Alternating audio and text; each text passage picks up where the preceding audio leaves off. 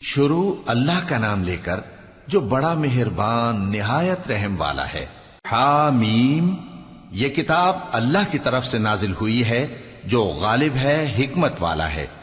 ہم نے آسمانوں اور زمین کو اور جو کچھ ان دونوں میں ہے حکمت سے اور ایک وقت مقرر تک کے لیے پیدا کیا ہے، اور کافروں کو جس چیز سے خبردار کیا جاتا ہے اس سے وہ منہ پھیر لیتے ہیں۔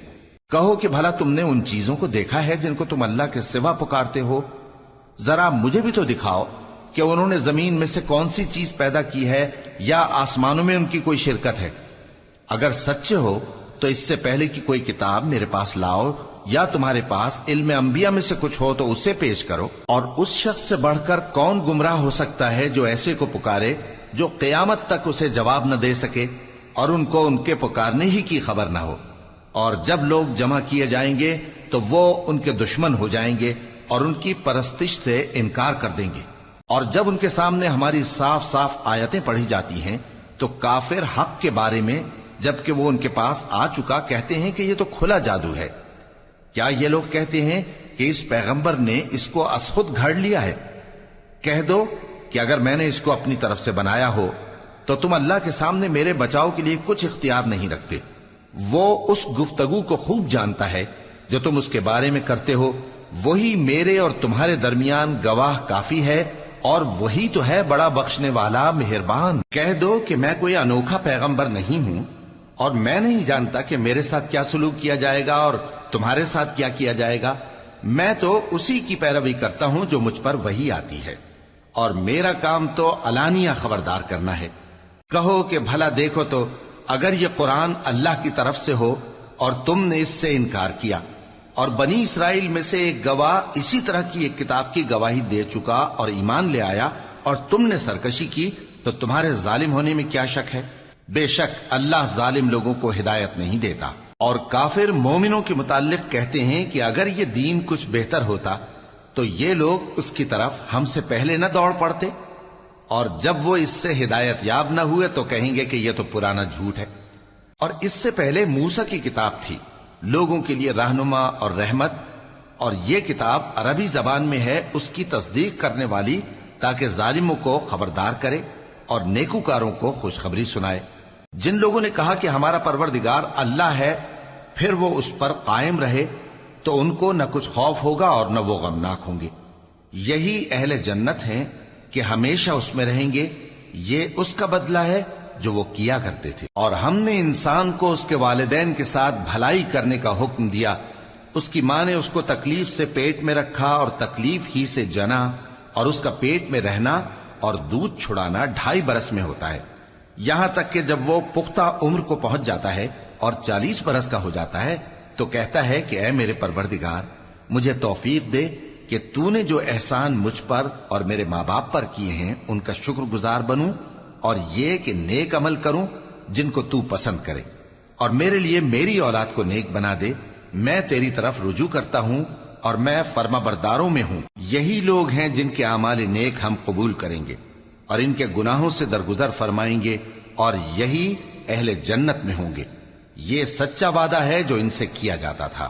اور جس شخص نے اپنے ماں باپ سے کہا کہ میں تم سے بیزار ہوں، کیا تم مجھے یہ بتاتے ہو کہ میں زمین سے نکالا جاؤں گا، حالانکہ بہت سی قومیں مجھ سے پہلے گزر چکی ہیں؟ اور وہ دونوں اللہ کی جناب میں فریاد کرتے ہوئے کہتے تھے کہ کمبخت، ایمان لا، اللہ کا وعدہ سچا ہے۔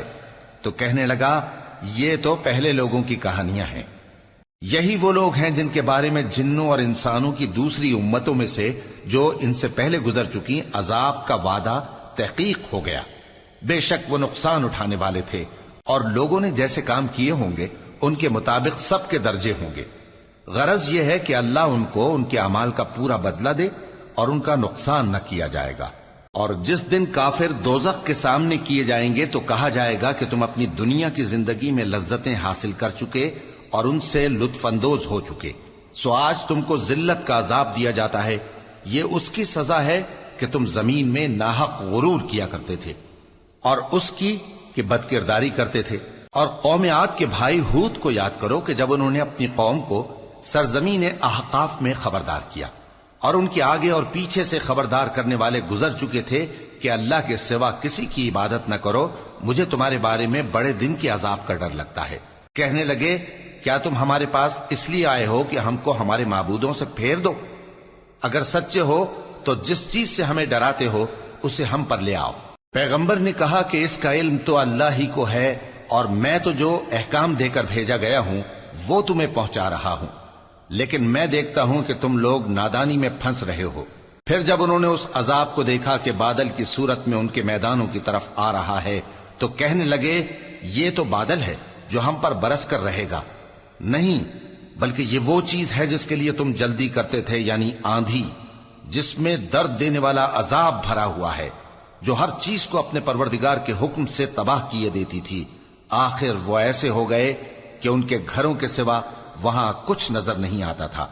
گناہگار لوگوں کو ہم اسی طرح سزا دیا کرتے ہیں، اور ہم نے ان کو ایسا اقتدار دیا تھا جو تم لوگوں کو نہیں دیا، اور انہیں کان اور آنکھیں اور دل دیے تھے، تو چونکہ وہ اللہ کی آیتوں سے انکار کرتے تھے اس لیے نہ تو ان کے کان ہی ان کے کچھ کام آ سکے اور نہ آنکھیں اور نہ دل، اور جس چیز کا وہ مذاق اڑایا کرتے تھے اسی نے ان کو آ گھیرا۔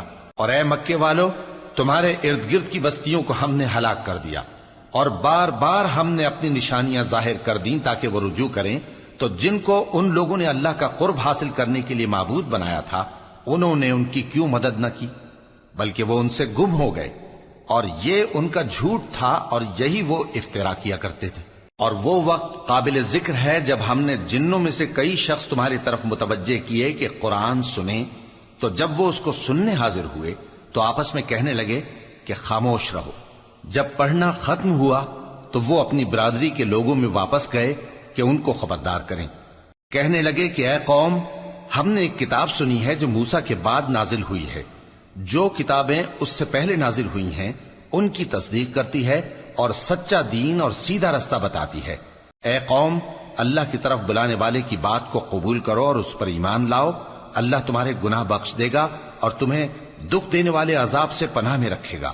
اور جو شخص اللہ کی طرف بلانے والے کی بات قبول نہ کرے گا تو وہ زمین میں اللہ کو عاجز نہیں کر سکے گا، اور نہ اس کے سوا اس کے حمایتی ہوں گے۔ یہ لوگ کھلی گمراہی میں ہیں۔ کیا انہوں نے نہیں سمجھا کہ جس اللہ نے آسمانوں اور زمین کو پیدا کیا اور وہ ان کے پیدا کرنے سے تھکا نہیں، وہ اس بات پر بھی قادر ہے کہ مردوں کو زندہ کر دے؟ ہاں، کیوں نہیں، وہ ہر چیز پر قادر ہے۔ اور جس روز انکار کرنے والے آگ کے سامنے کیے جائیں گے تو ان سے پوچھا جائے گا کیا یہ حق نہیں ہے؟ تو کہیں گے کیوں نہیں، ہمارے پروردگار کی قسم یہ حق ہے۔ اللہ فرمائے گا کہ تم جو دنیا میں کفر کیا کرتے تھے تو اب اس کی وجہ سے عذاب کے مزے چکھو۔ پس اے نبی، جس طرح اور عالی ہمت پیغمبر صبر کرتے رہے ہیں اسی طرح تم بھی صبر کرو، اور ان کے لیے عذاب جلدی نہ مانگو۔